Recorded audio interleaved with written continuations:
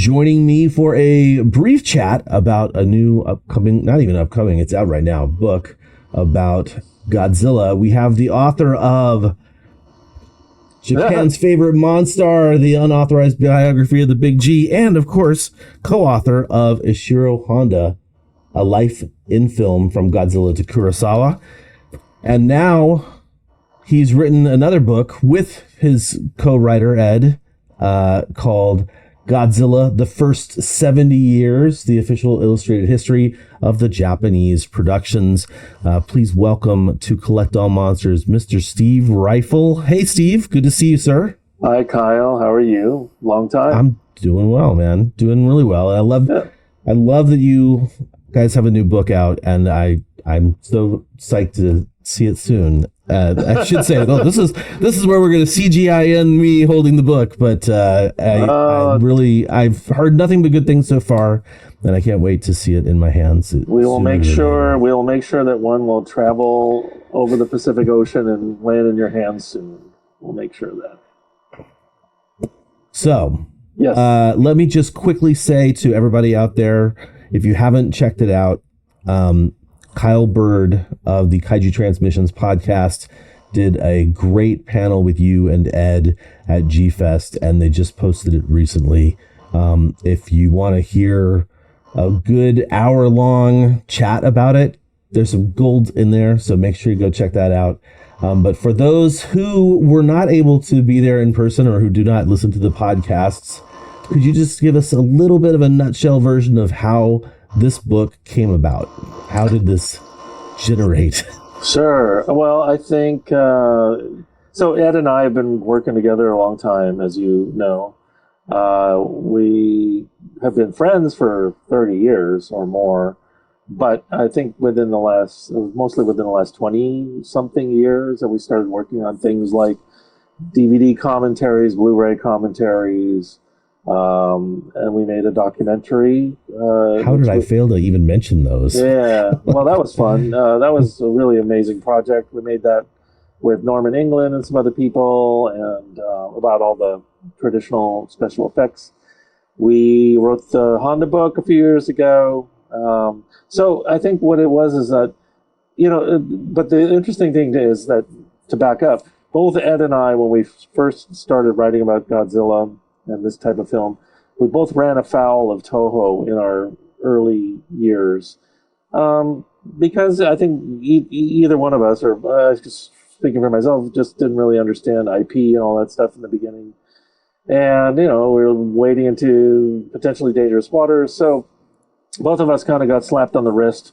You held up the cover of my first book about this stuff, and it has this disclaimer on it. That's the only place on the cover that mentions Godzilla is in the disclaimer, which is kind of hilarious in hindsight. So yeah, after all these years, that's it right there, guys. Yeah.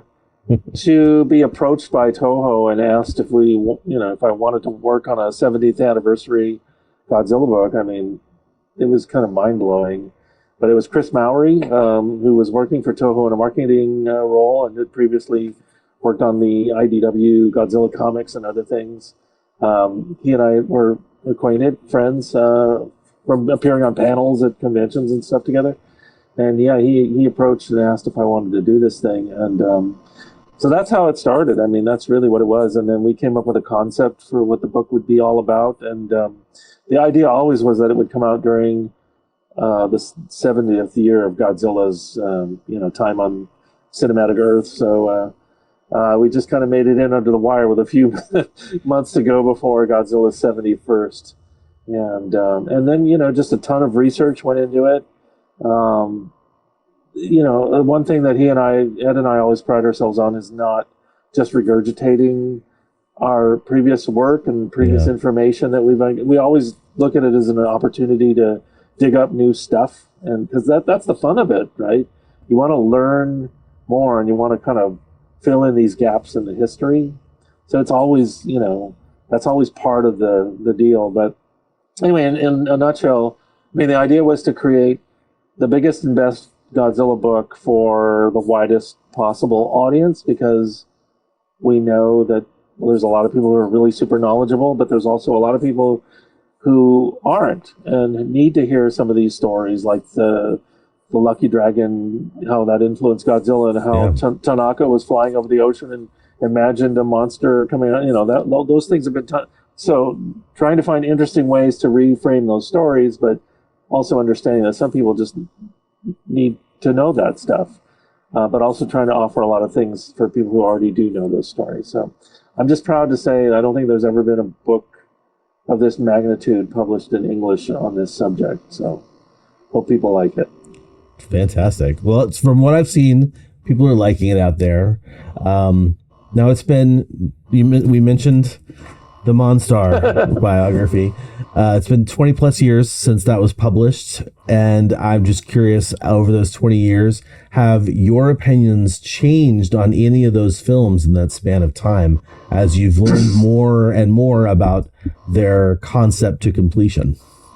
I'm sure they have. I'm not so harsh on certain things that I used to be very harsh on. I think part of that is just maturing and coming to more of a greater understanding of the work and the passion of the filmmakers, and a greater understanding of the circumstances they were working under. It's easy to bash something like Godzilla versus Megalon because it's so unbelievably low budget. And, it's a bare bones type of production as far as this genre is concerned.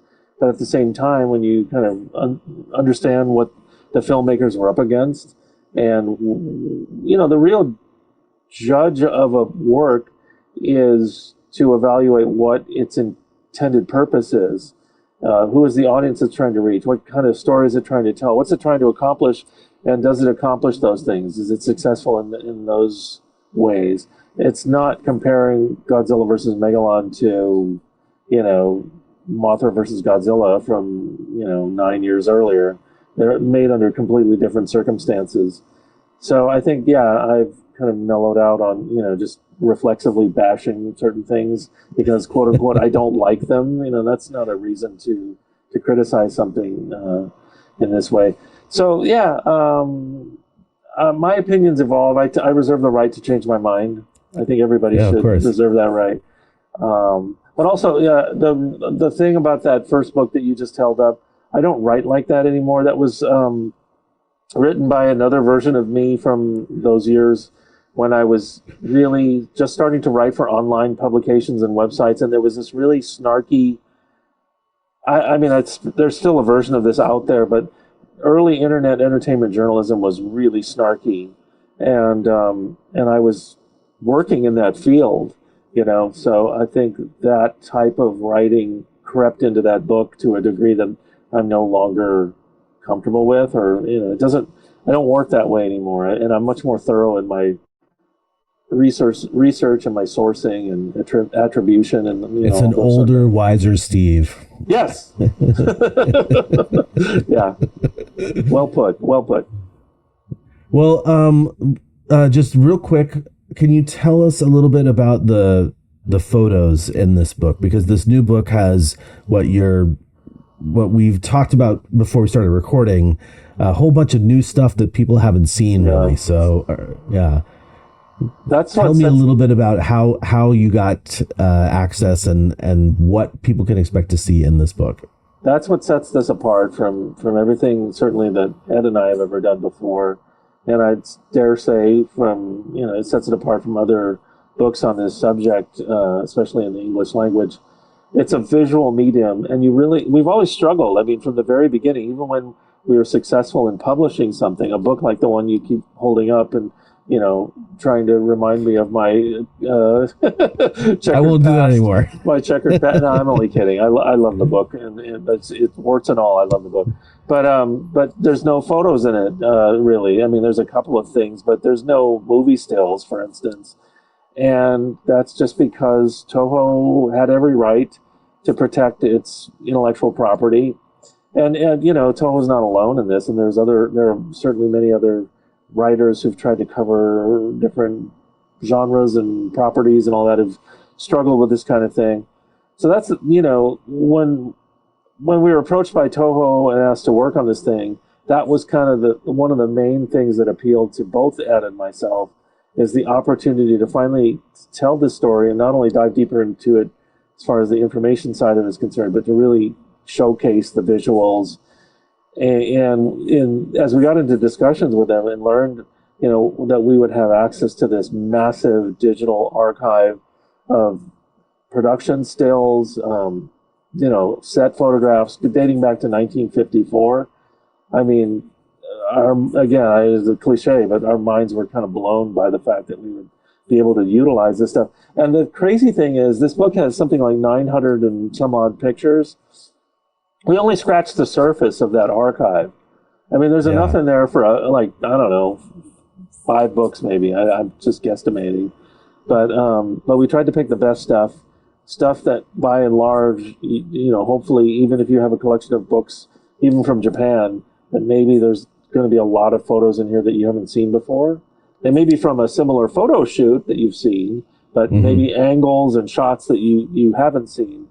So the idea, we don't claim, as someone mistakenly assumed, I guess, that every single picture in the book is new and never published before. That would be impossible for us to do and to document that. But there's a lot of them that haven't been published, certainly in the West and in an English language publication, and to our knowledge, a lot of them not even in Japan. So we're excited about that. It looks great. I mean, there's full page photos, there's 2-page spreads, there's big photos, little photos, color photos, black and white. It's just, an unprecedented thing and a great opportunity to, and the other thing too, the book has all these breakout sections on things like how suits were made back in the day. Well, now we can, fantastic. We can not only tell you how the suit was made, but we have pictures that go step by step that show, the suit maker working on the Godzilla 64 suit, for instance. I mean, without the pictures, it's almost, pointless to try to tell that story. But now we can do it, and it's great. So we're really proud of all that. And so I think, again, I don't think there's anything quite like it up to this point. Well, fantastic, man. I'm going to take this opportunity to show the picture of the book once again. Yay. Steve, I seem to recall years ago, before you took on this project, you had a different book idea that tied into Godzilla, but I feel like it was more about how Godzilla was related to socio-political themes throughout the franchise's history. Am I remembering that correctly? Yeah, I've written most of it. I need to, I pivoted away from it to work on Godzilla the First 70 Years. Also, I think during COVID, I don't know why, but I mean, I started that project shortly before COVID, and I don't know. I think like a lot of people, I mean, you'd think that being holed up in your house, you'd find all this great time to write. I found it the opposite. I didn't think it was a very good environment for me to write and be creative in. But yeah, the book is, I'm very proud of that as well. And I need to finish it. And there's like basically a chapter and a half that are unfinished. The release of Godzilla -1 actually caused me to rethink certain things in that book and kind of reframe the whole thing just a little bit. It was obviously started, and most of it was written before -1 came out. And that's a pretty important movie when you're looking at the Godzilla films in the context of, post-war politics, right? Mm-hmm. So, I have to go back and finish that project. And now I'll have some time. There was obviously a period where I exhaled after finishing the 70th book. Because even, there's an old cliche that even, no book is ever really finished. We turned in the manuscript, but then there was a period of time where the page proofs come back and you have to check those. And then certain things were corrected or moved around during that phase. So even though the manuscript was turned in, I think it was around September of last year, 2024, when the final parts of the manuscript are done. But then even after that, there was several months worth of kind of figuring out some of the things with the design and some text issues that were remaining into the beginning of the following year. Anyway, I'm not a fast writer anyway, and I'm not super prolific, so I just got to get back to it. But yeah, that's a really fascinating. And the Godzilla versus the World, I call it an experiment for me. It's something a little different, and it was kind of a challenge to myself to try to figure out what are some of the things about post-war Japan, and specifically its relationship with the United States, that we can learn through these movies, because it's there. And not every single one of them is very instructive, but I picked 10 movies. There's basically 10 chapters, including one chapter is more or less about Godzilla King of the Monsters, the 1956, not the 2000 and whatever.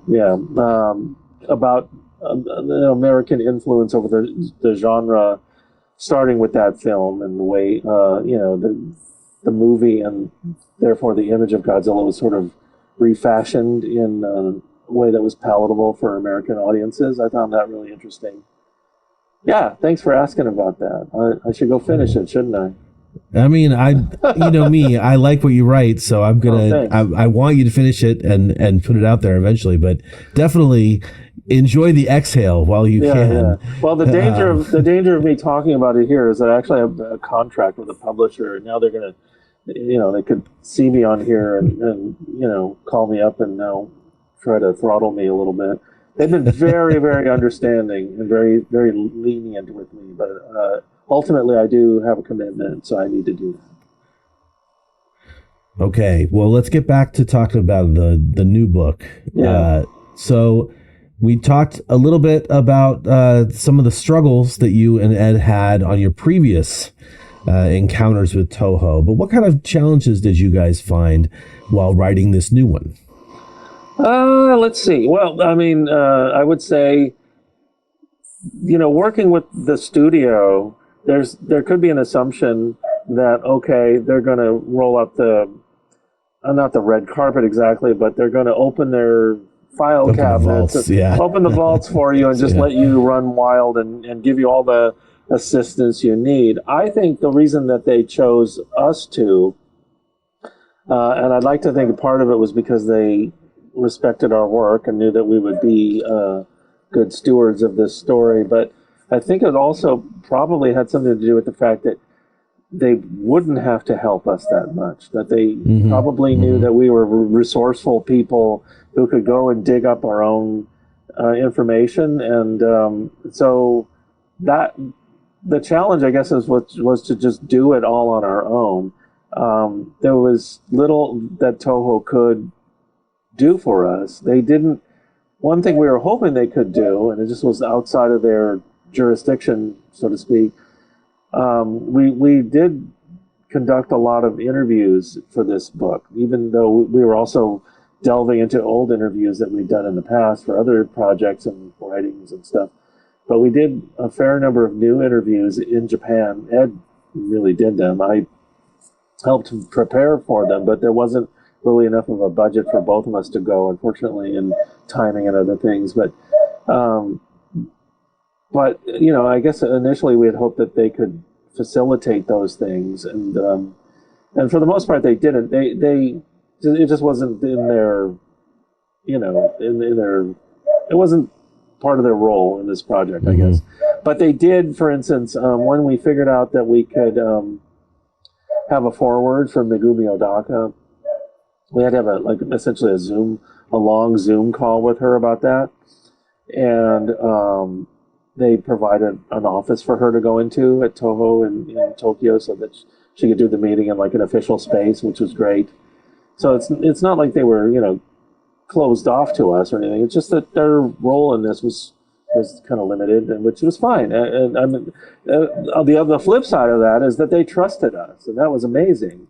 I mean, after all that That's super cool. Yeah, all that we've been through to kind of do these things independently, to finally be entrusted with this story officially in an official capacity, it's a great honor. So, and they did not meddle.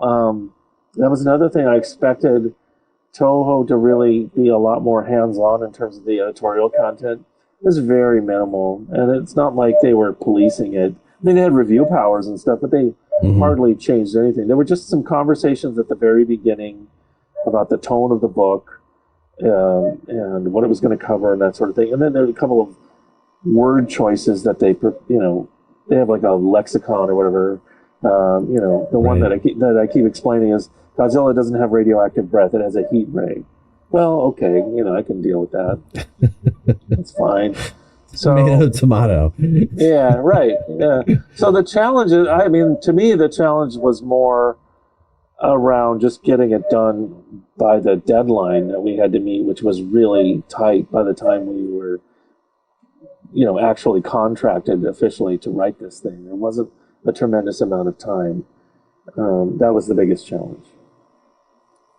So while your first book covered everything in Godzilla's history up through Destroya, this new one, of course, talks about everything afterwards as well. Yeah.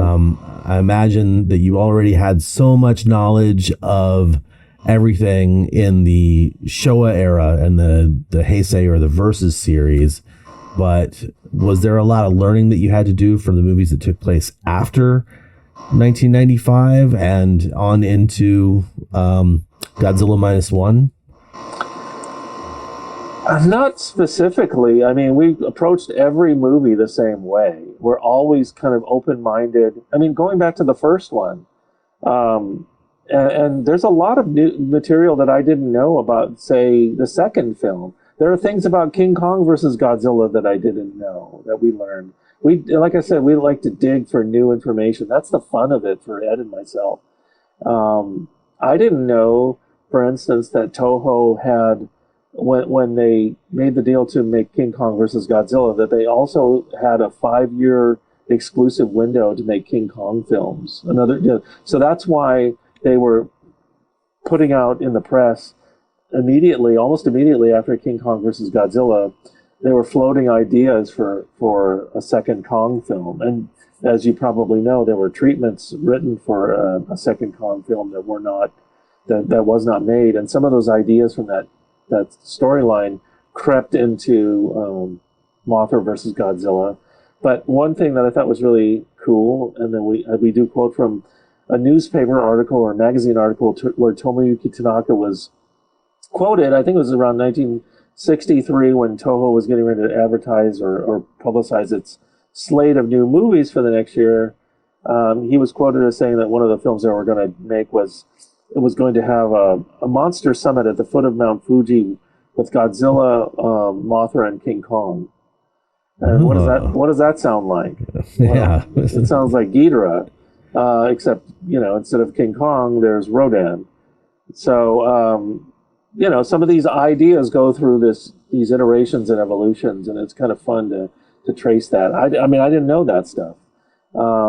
There's a fair amount of detail about the second film. And here's an interesting challenge. You asked about challenges. To me, one of the biggest challenges was how do I write about the first film? I don't think the chapter on Godzilla 54 was done until like half of the book was written, because I struggled. I wrote like 10 versions of that chapter because of the fact that so much of that stuff has already been talked about. And I was conscious of the fact that I need to write something that is accessible to people who don't know the story, but also interesting, hopefully, for people who do. And there is a lot of, I think, or a fair number of new things in there. But what I settled on, as a writer, I need like a hook. I need some sort of idea, a germ of an idea that I can hang this story on. Because to me, each chapter in this book is the story of how that film was made, or why it was made that way, or some sort of through line. But I needed a through line from 1954 to -1, and I was doing some research with Ed's help for Godzilla versus the World, the project you just asked about, and this essay came up by a Japanese film critic and scholar, and it was a great quote, and it's in the book as a pull quote on the first page or second page in that chapter, where he talked about watching Godzilla 54 after all this time and realizing that it's not necessarily a monster film, but it's a war film. It's a movie. And I said, yes, yes, yes. That whole section where Japan is girding itself for Godzilla's attack, the final attack on Tokyo, is a city on pins and needles. It's girding itself for an attack, an invasion. It's bracing for war, right? And so that gave me just like some sort of device, or a literary device, if you want to call it that, or just some sort of framework that could help me tell the story of that film in a way that didn't feel like I was totally recycling an old approach from the book that you keep holding up or something like that. So I need something like that, some sort of angle that feels a little bit fresh to me. And we tried to do that for every chapter, but that was the one that was harder because both of us have written about it so much, and other people. There's another book coming out about the first film from McFarlane, and maybe it's already out. So I hadn't written about the post-Destroya films in that way before, but we did our homework. I think there's a fair amount of interesting information, and there's a lot of resources out there now, that weren't there when I did the other book.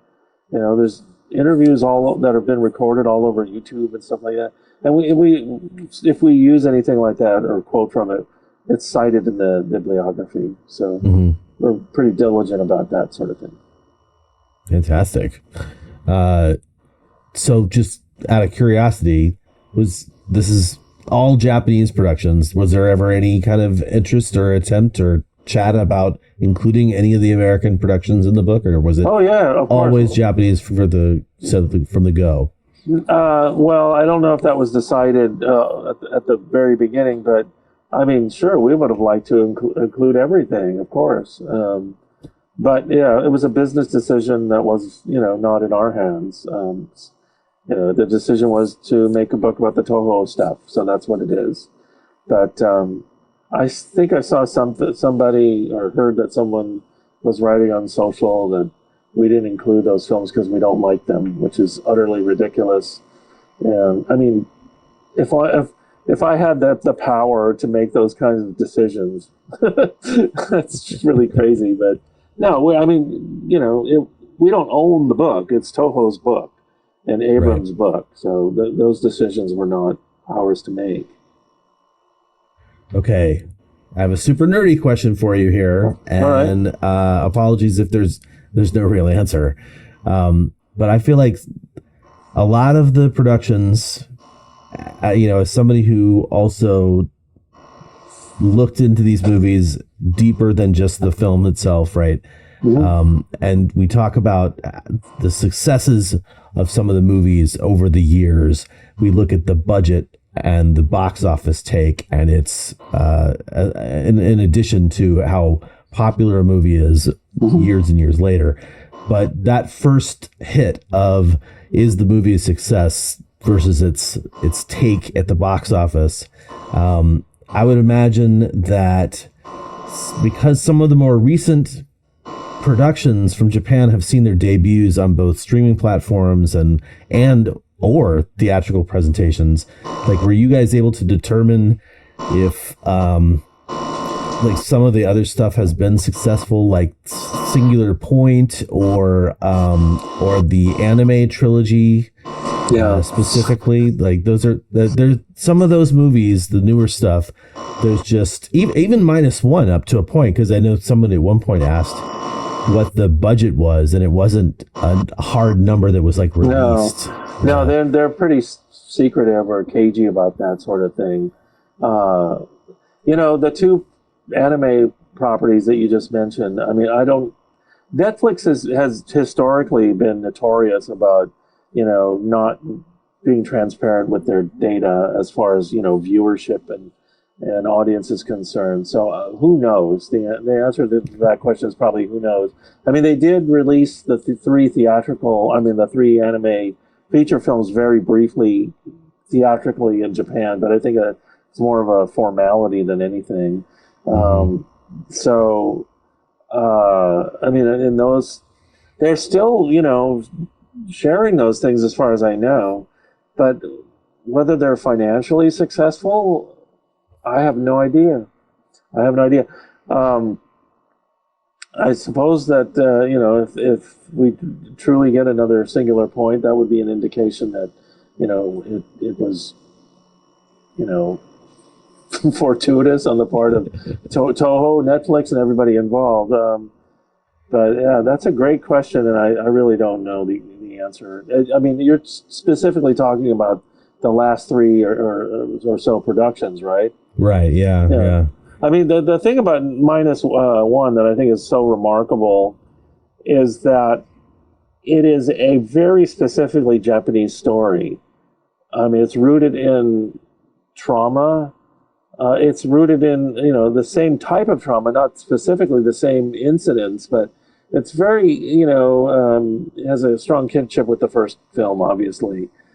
But there's a lot of other things going on with respect to the war and the generation that fought the war and the Imperial Japanese government, and those things are really rooted in a specific time and place, and yet the film had a fairly significant, for a film of its type, a fairly significant theatrical release in the United States, and did very, very well for what it was. I mean, and the critical response to it in the United States was overwhelmingly positive. And I think that is attributable to the fact that there is a universal, even though the story is as I said, specifically Japanese, there's also a really universal element in the idea of this soldier who's carrying the weight of this tremendous guilt on his shoulders. And there's a creative kind of reimagining of Godzilla in this film, where it's not only something that exists in the physical world, but it's also this sort of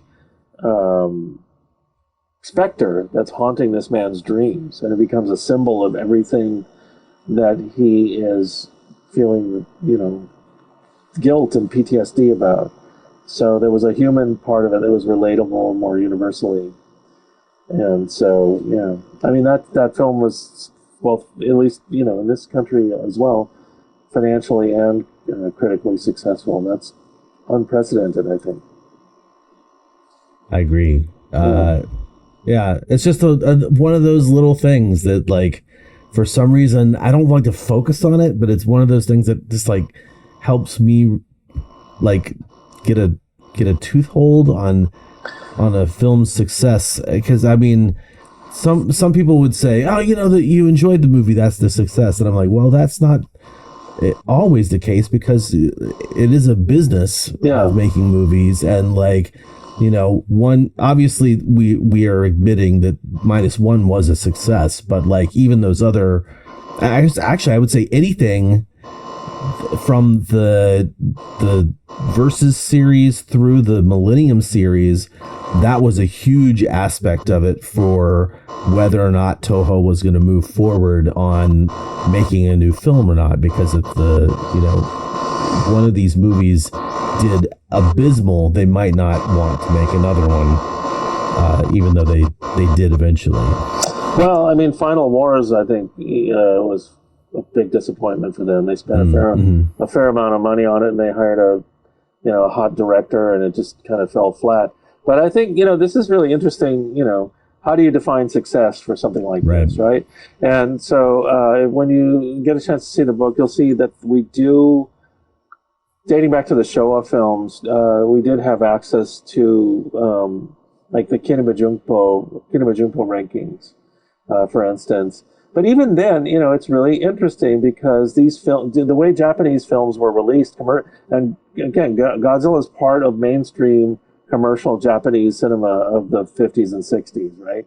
The really productive and commercially, vibrant time when people, especially that rough period of like 55 or to 65, give or take, people really started going to the movies in huge numbers. And so these movies were, commercial cinema was doing really well. And Toho was a big part of it, and Godzilla was a fairly big part of it. and all the science fiction films, of course. But they would release these A pictures on, they would release multiple A pictures together on the same bill. And so when you look at the Kinabajumpo rankings and the revenue that's associated with each title, sometimes it gets a little tricky because it's a double bill. So which film is the one that people really went to see, right? But the magazine tries, or the publication tries to kind of sort through all of that stuff. But nevertheless, you can tell that Ghidorah the Three-Headed Monster was an enormous success. And you can also see how these films start to taper off in terms of popularity in the mid-'60s toward the end of the decade. And that sort of tapering off feeds right into the period when they decide, these films are really mostly popular with kids now. Let's just make them for kids and put them in the Champion Matsuri thing. So I agree with you because I think you're saying that this part of it, I think we're agreeing that the success part of it is somewhat not ambiguous, but difficult to really define in a concrete way. So you look at all these different parts. You look at the attendance figures, the box office ranking, or the attendance ranking, I guess is the proper way to put it, from those times. And then, then also you can look at the way that their popularity in this country sort of trends in the same direction that all of those sort of exploitation films start to trend away from theatrical and drive-in releases, going either straight to television or sort of disappearing from the scene. It's fascinating stuff. But we definitely know that the films of the 70s, because we have numbers on those, and they were really not... and that goes for all Japanese commercial cinema. It has to be put into context. Yes, these films were performing much, much more poorly than they had been, but in general, theatrical movies were not doing as well. Yep. Context is king. Yeah. So you've studied and written about Godzilla extensively now. Are there any other kaiju or tokusatsu films that you would love to take a deeper dive into the production of in a future project? Well, Ed and I have talked about something that we'd like to do. We don't know if it's possible, but write to your congressman, kids, or to your publisher. No, I mean, having seen the amount of images that are out there, or in there, I should say, in the Toho archives, for instance, I mean, wouldn't it be great to have a companion book called something like Beyond Godzilla, where you could delve, because the other films are equally rich in imagery and themes and ideas. I'd love to be able to write a book that, and of course it wouldn't be as easy to market because you can't slap Godzilla on the cover, but if there is an interest in that, I think that's something that we would love to do, because it hasn't been done yet. And Godzilla didn't, I mean, it's weird in a way to write a book just about the Godzilla film. Excuse me. Because you're totally right, because those are not direct companion pieces, but all of those Toho special effects films have, especially from the earlier days, have I'd say a nearly equal footing to Godzilla in terms of an entertainment and spectacle perspective. I'd love to learn more about those things. And we would too. And the Godzilla series, if you think about it, really only becomes the Godzilla series in hindsight, after they've been doing it for X number of years. And of course Godzilla becomes their most marketable property. So of course they're going to package those films together, or at least, look at them as a kind of standalone series, but they're not. Rodan, Mysterians, Mothra, Battle in Outer Space, all those films are part of the same lineage, and they're part of the same history. And so I'd love to be able to do something that